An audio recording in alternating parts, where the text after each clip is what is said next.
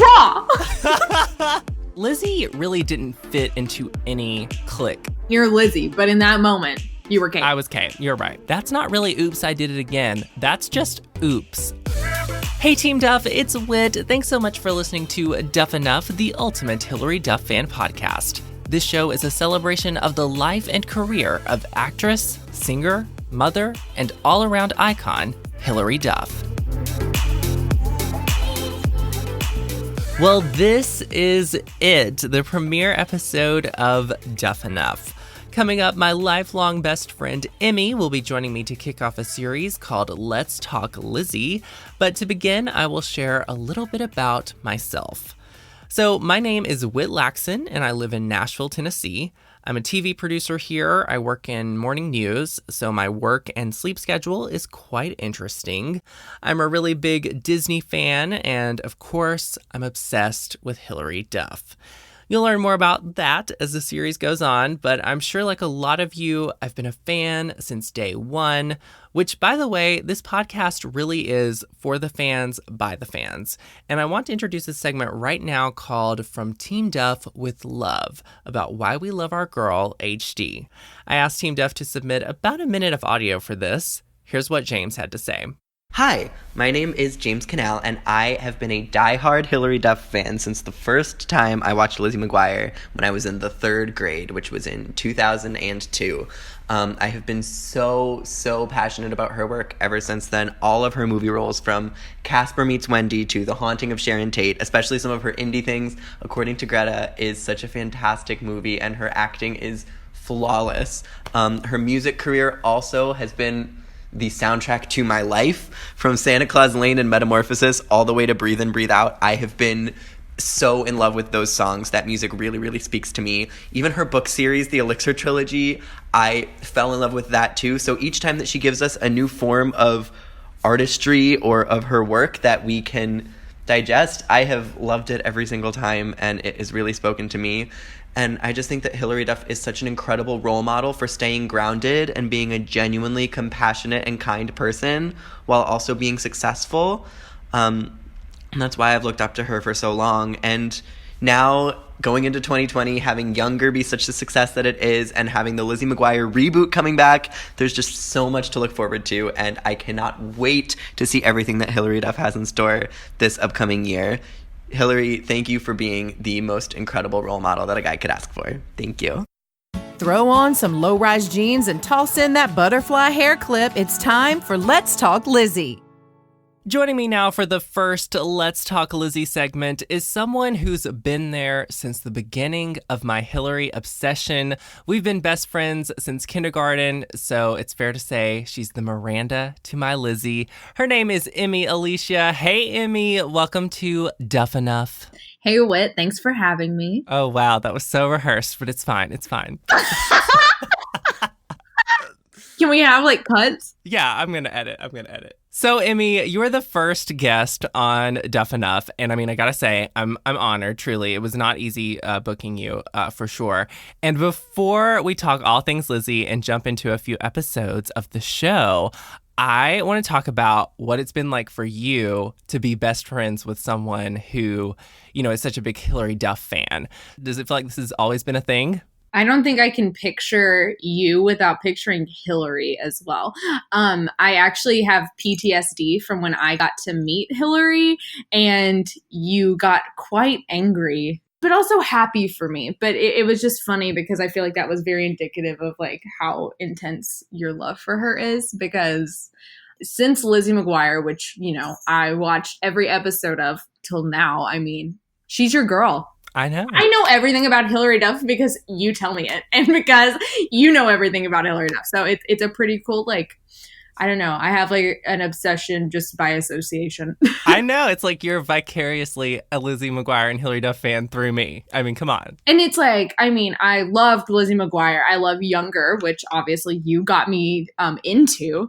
But yes, my love for her would not be the same if I didn't have yours as like the kind of foundation.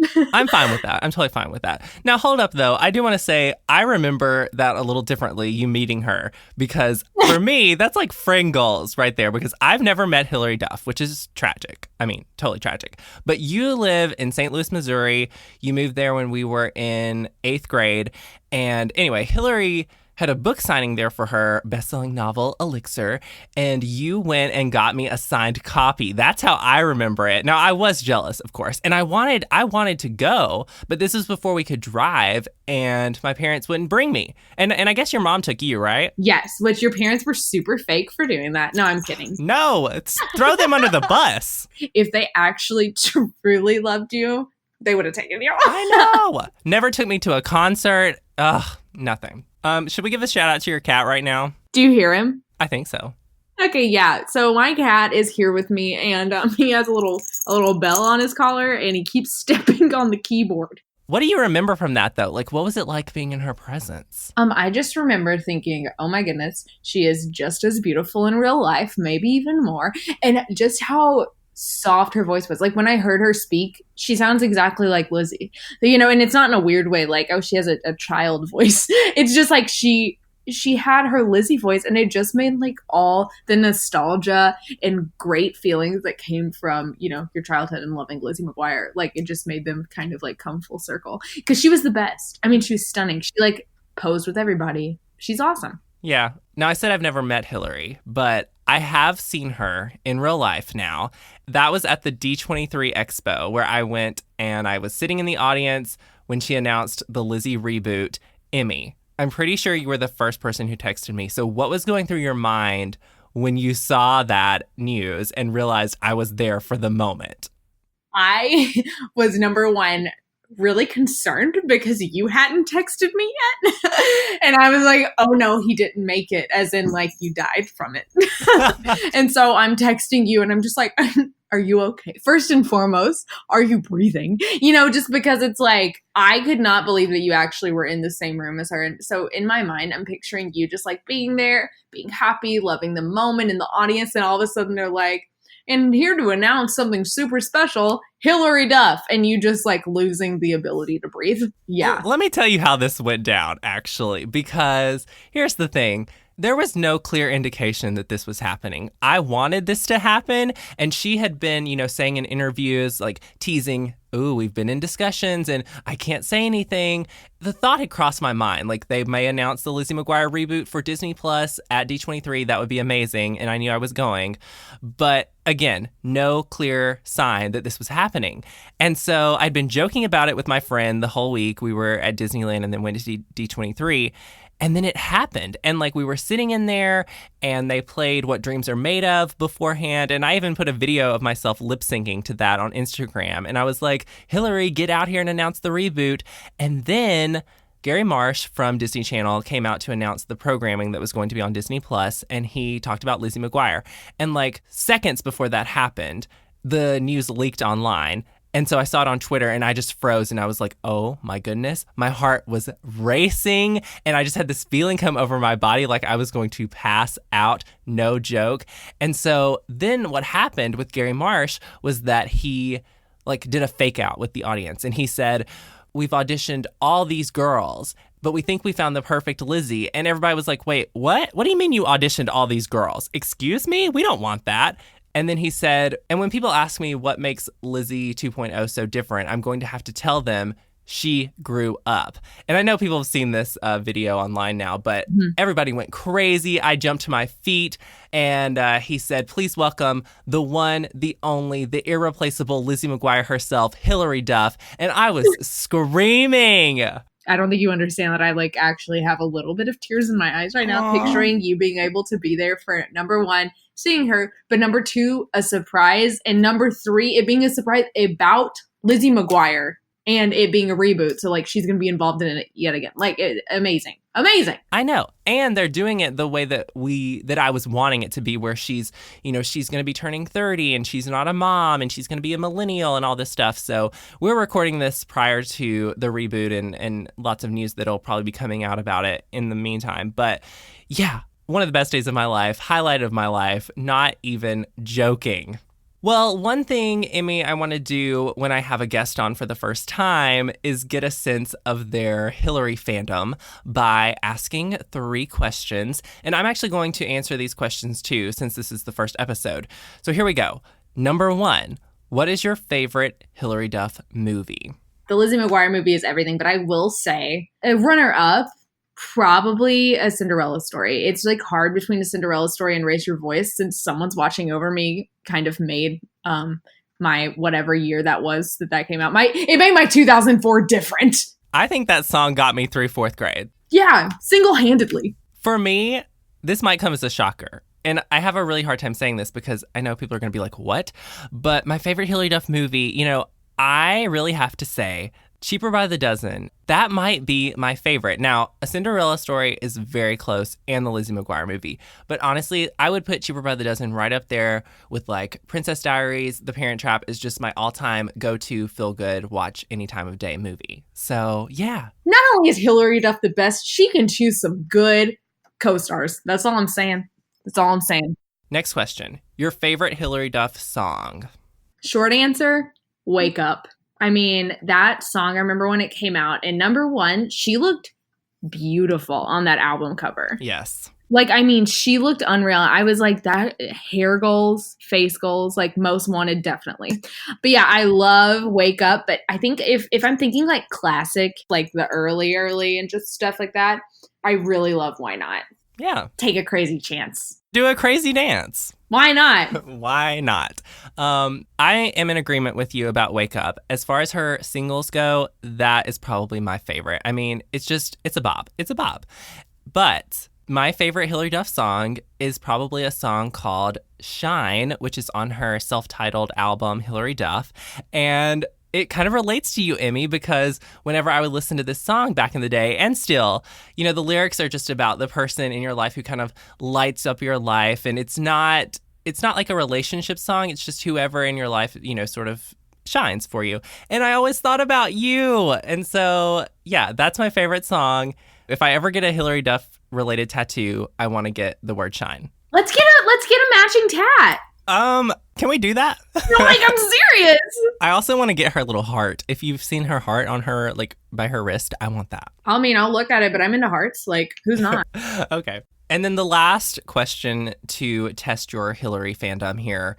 What is your favorite episode of Lizzie McGuire? I don't know what it's called, but it's when she goes, Mom, I want a bra.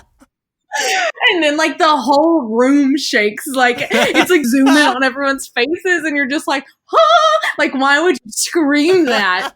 I loved it. It was iconic. I didn't know that I wanted a bra until I saw that episode. Oh, that's amazing. That's amazing. I don't know anything about getting a bra in middle school, so that's fascinating. I do love the Halloween episode, Night of the Day of the Dead. That's what it's called, right?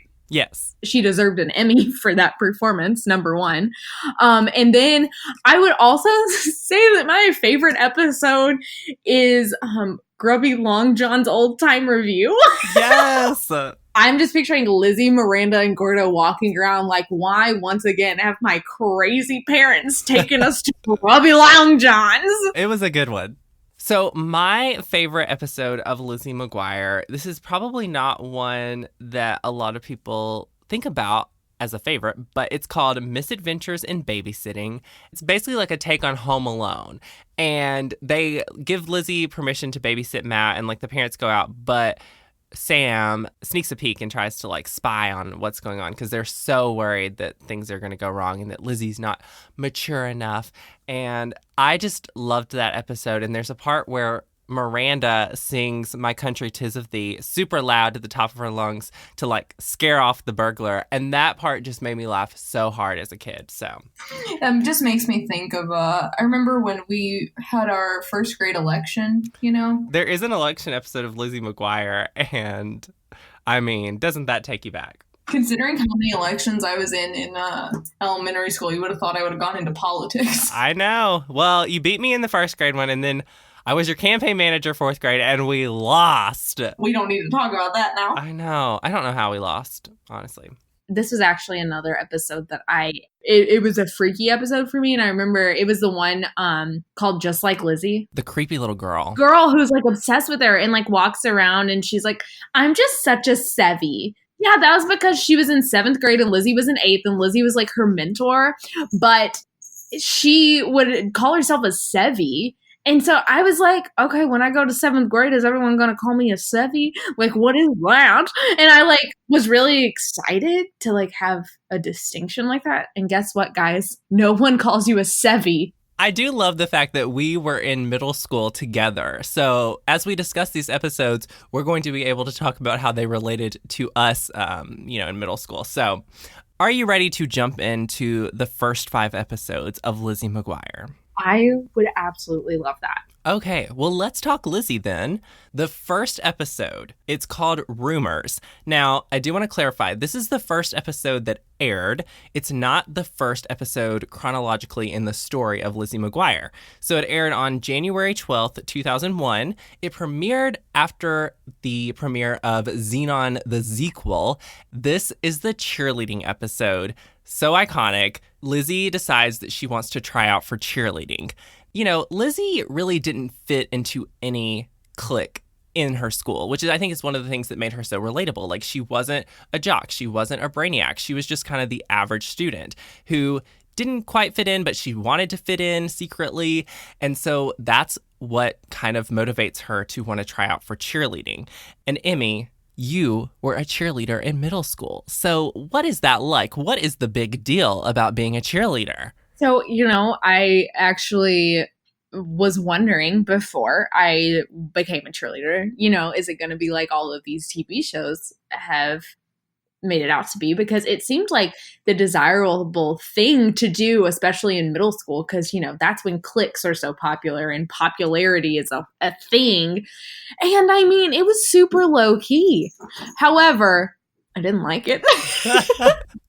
I got to talk about the hairstyles for a minute because obviously overall the show, the hairstyles are iconic. I'm going to use that word so many times, but iconic. Lizzie had her hair braided in pigtails here. Miranda had some spider looking braids, something. I mean, her hair was all over the place. I don't know what was up with that. She had some orange pom-poms in there. And this episode particularly is about hair, I guess, in a way. But yeah, so Miranda and Gordo, they're not really encouraging Lizzie to try out for cheerleading. They're actually discouraging her for sure. And right off the bat, we get a sense that Gordo is anti-fitting in and anti-popularity. And so anyway, Lizzie tries out. It's bad, throwing her arms out and kind of like kicking her legs and going around in a circle. And it's super embarrassing and hilarious. But yeah, she doesn't make it. She acts like it's no big deal. But of course, it is a big deal. There's also a B storyline to the episode, which is Matt. And, most of the episodes did have a storyline separately for him. And in this one, he is pet sitting for the class pet, Lizzie the Lizard. And his parents kind of thought that the lizard died, but it was actually hibernating and they buried it in the backyard and then they have to unbury it. And it's just really funny because the parents are like, freaking out and calling each other a murderer or something. So anyway, cute little storyline there for Matt, of course. Oh, yeah. As we move on here, Lizzie and Miranda are instant messaging Emmy. Do you remember Instant Messenger? Absolutely, because I remember changing my status to the name of whatever boyfriend I had that week. Oh, snap. I'd be like, Emmy loves boy one. Miranda's instant messenger name was Mander. So that was something I took note of. And so anyway, Kate makes cheerleader. And of course, Kate is like the most popular girl. And Lizzie sends Miranda a message and says that she made cheerleader because she stuffs her bra. These are like desktop computers, probably dial-up internet. And so the internet kind of gets messed up and Miranda hits her computer and it winds up sending the message that Lizzie sent about Kate stuffing her bra to almost everyone in the school. So then we get into this whole situation where Kate confronts Lizzie and Miranda and she's like, who did this? Miranda takes the blame though because Lizzie is too scared. And I wrote down this quote, "See you around," and Miranda's comeback is, "Oh, I'll be around." I mean, their clapbacks, Emmy. Their clapbacks are amazing. Yeah, no, Miranda was good at those. And to be honest, same. And so the girls end up pranking each other a couple of times. Miranda's prank on Kate is that she puts green dye into Kate's hairspray bottle. So then Kate's hair turns green. What she was wearing in that episode with that green hair dye, it was a little clashy. Yeah, I think she had on a pink outfit, and then, of course, she had her cheerleading outfit on, too. But Miranda always kind of had colors in her hair, and Lizzie, they always did, like, that little Kool-Aid tips look. But the green, Kate was not having the green. So then, as things escalate, Lizzie starts to feel responsible, and she wants to take the blame and, in this whole situation. And she thinks she'll feel better when she tells the truth. So, long story short, Lizzie ends up confronting Kate, and she does it at the pep rally. Whoa. Then we get to this cheer. My mom did not like this because the word that they use is ugly, and my mom didn't like that word. So when I would say this cheer or whatever, she'd be like, no. Do you want me to do it? Well, duh.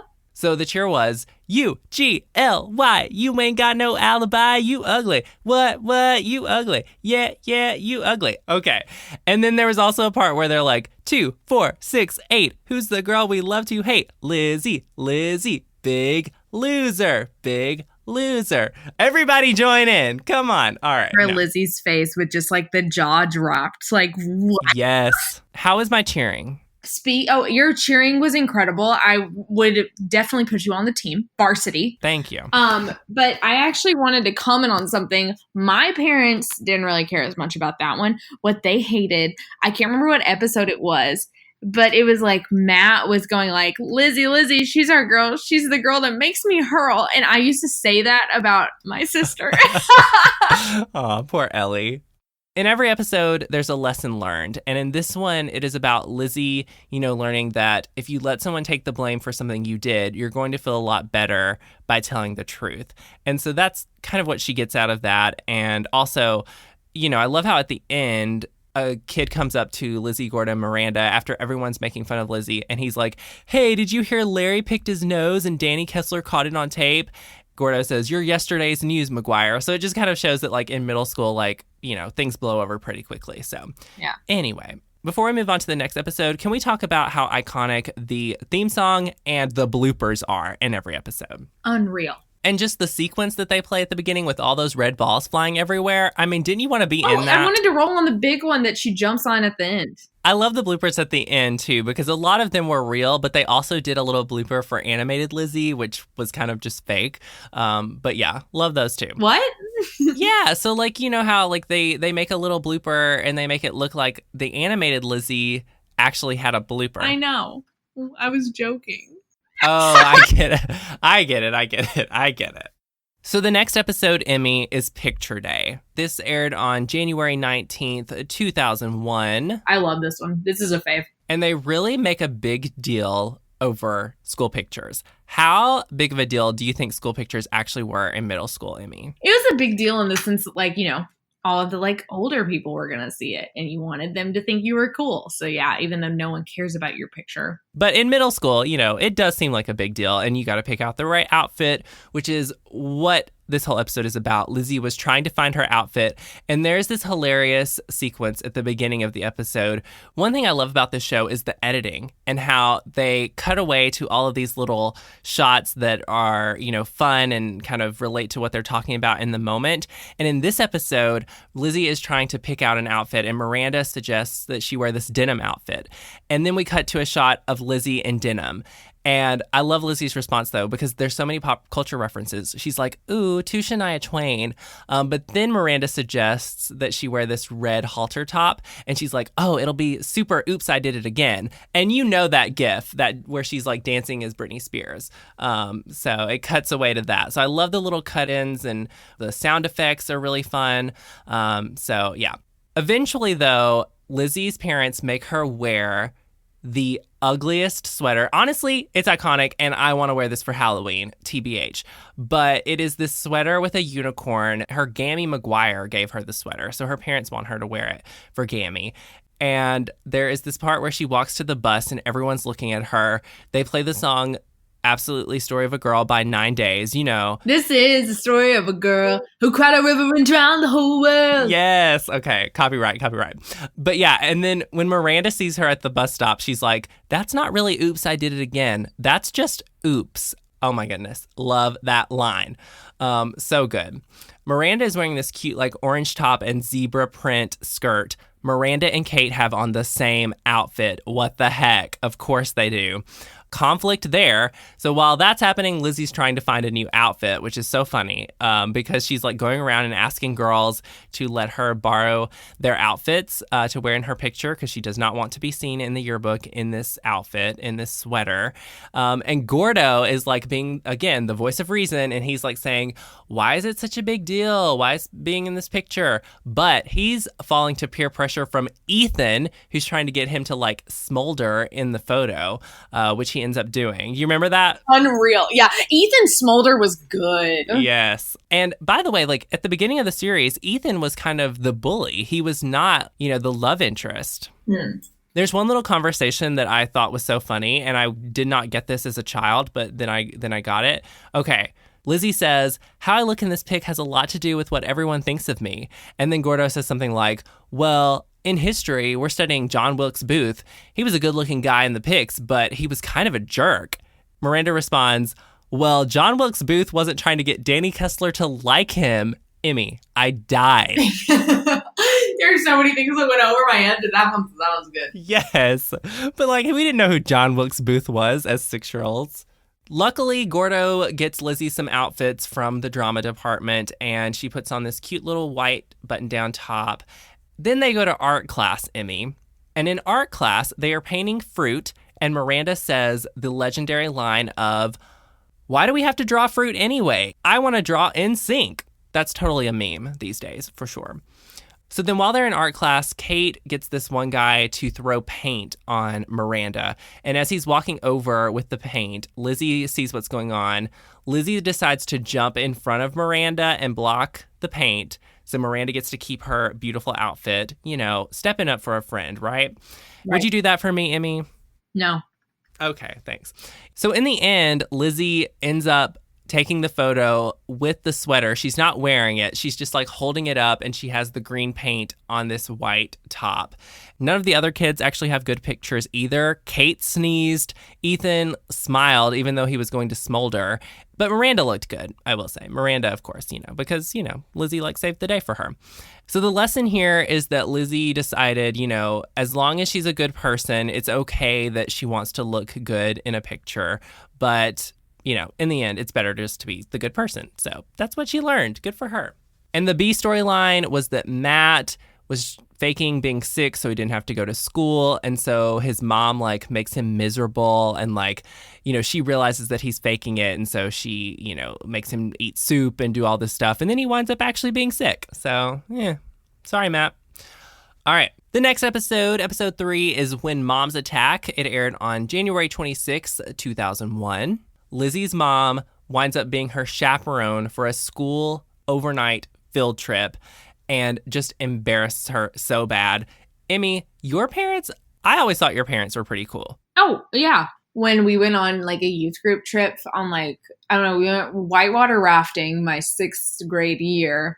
And my dad was like a, you know, chaperone. He's one of the adults that came because they needed so many adults. And I was so upset. Like, I was like, oh no, he is going to cramp my style. No. I knew, I've always known my dad is super cool. But then like on that trip, it was just like another thing that solidified that for like the rest of my middle school life, you know? So it turned into a like, whatever. I mean, I'm pretty sure he and my mom were at like some of the middle school like Christmas dance. What were they called? Yeah. It was just such a learning lesson. Well, I would never have gone on a trip with my parents being there for like a chaperone. Never. Oh my goodness, could not do it.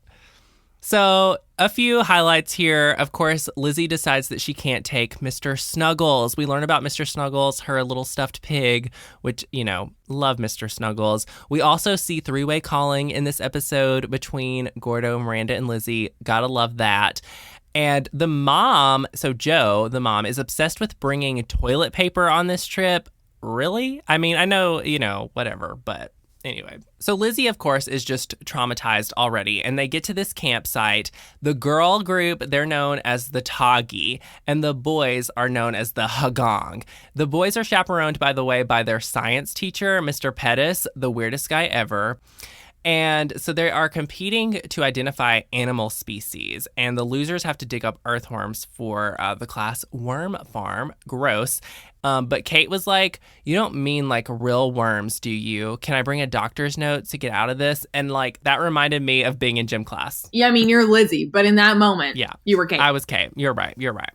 Okay, while the girls are out, identifying animals and such, the boys actually show up with water guns and like spray them down. And so the girls later decide how they're going to get back at the boys, and they wind up TPing the boys' tents with the help of Lizzie's mom. They use the toilet paper that her mom bought, of course. It's very much Parent Trap. Like they do shaving cream and they've got honey, and like it's literally just like an homage to the Parent Trap. Joe takes the blame for everything. Like once the guys like wake up and like Mr. Pettis, a big water balloon falls on him.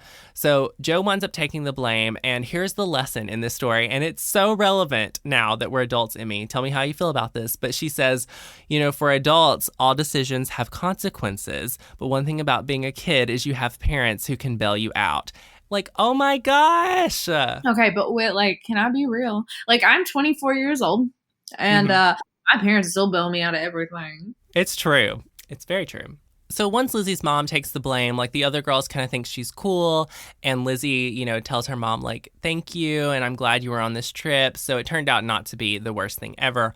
And I love how at the very end of the episode, animated Lizzie is like, well, I got the best of both worlds. A cool mom and a parent banned from all future school field trips. Because, of course, like her mom can't come back on a field trip now that this happened. But anyway, okay. Episode 4 is called Pool Party. It aired on February 2nd, 2001. This is the actual pilot episode of the series. They look so much younger. Gordo's voice has barely changed, which is so funny. So in this episode, Emmy, this is about getting invited to a party in middle school. Oh my goodness. And it was Danny Kessler's pool party. Danny Kessler's parents apparently owned a water park, which I didn't remember that, but I do want to take a second to say, R.I.P. to the actor who played Danny Kessler. His name was Byron Fox. No. And yeah, he actually passed away in 2008 at age 22. And I think I knew this. I had forgotten, but Lelaine posted about it on her Instagram recently, and I saw it again, and I was just like, oh, I don't know if I remembered that or not. He was really only on a few episodes. It seemed like he had a bigger presence on the show because they referred to him a lot. Danny Kessler did this. And even in the Lizzie McGuire movie, there's a part where she's like, oh, I wore this outfit to Danny Kessler's, homecoming dance or something. I don't know. But yeah, so Danny Kessler invites Lizzie and Miranda to his pool party. Lizzie's mom is originally excited about Lizzie getting invited to this party, but then it turns out it's her Nana's birthday on the same day. What a bummer, Emmy. That will ruin your life. I'm being serious, though. It's like when you're in that grade or that age and you have a chance to go to something that, you think is life or death, like you legit think it's life or death. Right. Yeah. No, I get it. So back to Lizzie.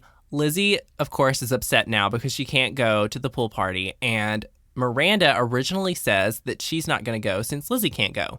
Well, then insert Kate, who asks Miranda if her mom can give them like these little temporary tattoos for the party. And Miranda's like, yeah. So then there's this whole story where Miranda and Kate become friends for a minute. And Lizzie's like the outsider looking in. And it's so sad. And like Lizzie and Gordo are alone, like playing cards together. And there's no Miranda. And Miranda and Lizzie are at odds, which I hate that. And I feel like that probably happens more in this show than we remember. But like they weren't always friends and happy and everything. So, but come on, it's middle school. It happens. I love Gordo's pep talk to Lizzie, though, about missing the party. He says, like, you get to be popular for 10 minutes in high school, or middle school in this case, or be a valuable member of society and brag about it at every reunion. Love it. Love it. In the end, though, it turns out that Nana is going to Las Vegas instead for her birthday, so Lizzie can go to the pool party. But she decides not to go, and Gordo says his best friend was going to go to the party, but he wasn't invited, and so he understands how Lizzie feels. And then he tells Lizzie that the best friend he's talking about is her. And that was just so sweet. Yeah. And they tie-dye her bed sheets, which I love this scene. And the song Why Can't We Be Friends is playing in the background. And of course we have to like make up with Miranda. So Miranda comes back at the end, and it turns out that the party was not very good, and like Kate's ankle swelled from the tattoo, so Miranda had to like sit with her the whole time. But Lizzie and Miranda do makeup, and Miranda like joins them in tie-dyeing, and they do this little dance sequence at the end, which is really cute. And there was no storyline for Matt in this episode. I did note that. So yeah, but that was the pilot episode, Pool Party, and that's kind of what earned them, I guess, the pickup for Disney Channel. For me, not as good as the 3 that aired before it, but still, it was cute.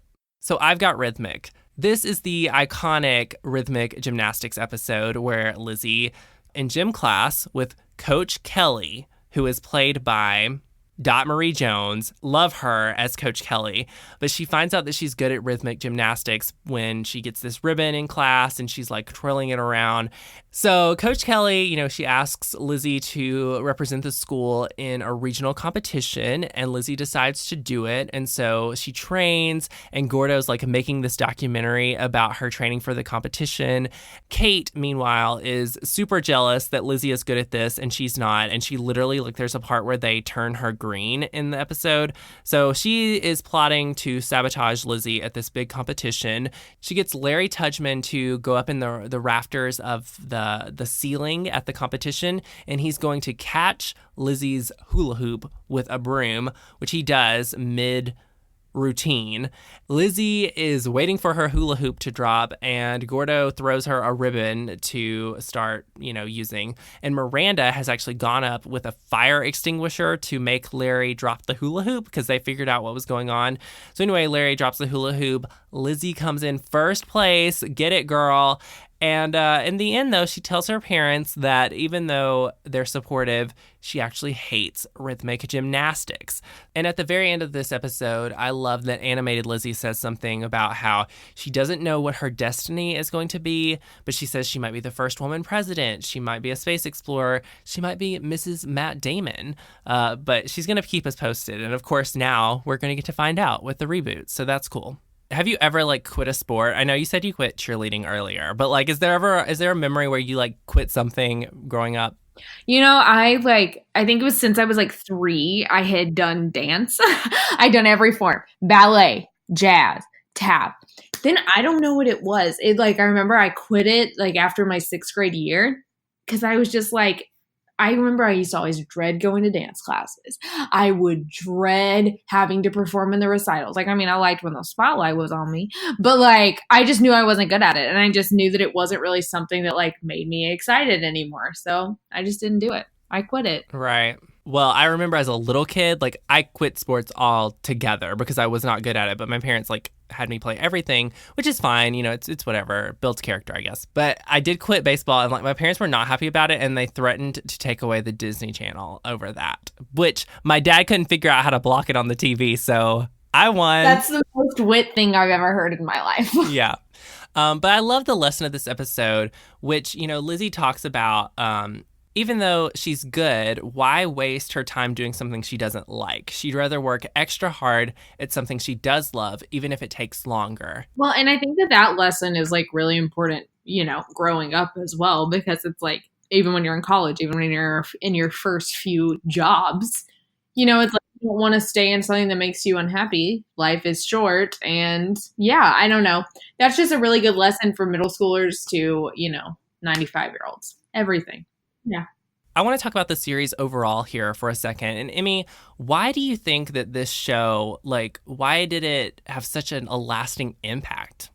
Number one, I think that, it's kind of obvious, but it's the relatability of it. You just watch it and you can see yourself in one of the characters or in the storyline, or you see people in these characters. Lizzie McGuire did not try to glamorize anything. It pulled out the awkward moments of teenagers' lives, and it didn't romanticize them. It tackled them in a very realistic way, but not in a teachy kind of lecturing way. So I feel that just made it exciting because you were watching stories that you kind of related to, but also just the characters in general were just so wonderful. So it's like you're watching Lizzie, Miranda, and Gordo, 3 like very different people, and them all like getting along together and like having the best time. It just made you excited for like, you wanted something like that. So watching it, yeah, it was great. For sure. Yeah. I mean, for me, I think hands down, this is the best show that Disney Channel has ever done. I mean, I think That's So Raven is a close second, but it's so good. And going back and watching it, there's so much nostalgia tied to it. But honestly, the writing I've found has been really strong, and it's very 2000s, but it's good. And I still see so much of myself in Lizzie when I go back and watch it and just think about it. I mean, I was kind of I'm still this awkward, I think of myself as a kid, but I was just awkward and clumsy and just trying to figure it out. And I wasn't necessarily a part of any particular clique. I mean, I kind of wound up in theater and whatnot, but yeah, I mean, I think we totally related to Lizzie. I think Hilary herself was just this relatable person, and I don't think the show would have been the same without Hilary as Lizzie. I mean, the casting director, kudos, because she had this all-American it factor about, all-American girl. She had this it factor, and everything about it worked, and there were good messages, and it was good. And the lasting impact, obviously this reboot is happening. And I think for a while, Disney Channel, they didn't know how much of an impact this show had. But I think with social media in, the last 5 or 6 years, they started realizing how much, their old shows did impact people's lives. And so, yeah, I'm super happy that they're bringing it back. And there's so much I could say about the impact and what this meant to my childhood. But honestly, like, it was my childhood. It defined my childhood. Let's be honest. And finally today, Emmy, we have a segment called Lizzie McGuire, and this is a Hilary Duff trivia segment. So would you like to hit me with a question first, or shall I ask you? So I want to ask you one first. What is Lizzie's full name? It's Elizabeth Brooke McGuire. Yes, that's right! Okay. Are you ready for your question now? I don't think so, but let's go. Okay. So when Lizzie McGuire was first being made, it was not called Lizzie McGuire. So what was the original name of the show? I'm going to give you multiple choice. Okay. A, What's on Lizzie's Mind? B, What's Lizzie Thinking? Or C, Get Inside Lizzie's Head? I am going to say A. A, What's on Lizzie's Mind? Yeah. No, it's B. What's Lizzie Thinking? Okay, that was my second choice, but I thought that, like, thinking was a weird name, like, weird word to be in the title. But see, guess what? That's why they renamed it. That is a wrap for this episode of DUFF ENOUGH. Emmy, oh my gosh, the first episode. Thank you so much for being on and being the first guest. Of course. I hope you ask me back sometime, but I know you probably won't. So bye, guys. It's been fun. We can arrange that. Yeah, and I need to be here to talk about my boyfriend, Gordo. David Gordon, I love your hidden agenda. Oh my gosh. And that's all for this episode of DUFF ENOUGH. Thanks again for listening. I hope you'll subscribe and stick around for more, because this podcast is what dreams are made of. You can follow along on social media at DUFF ENOUGH Pod, and check the description for my socials as well as show guests. And until next time, bye Team Duff.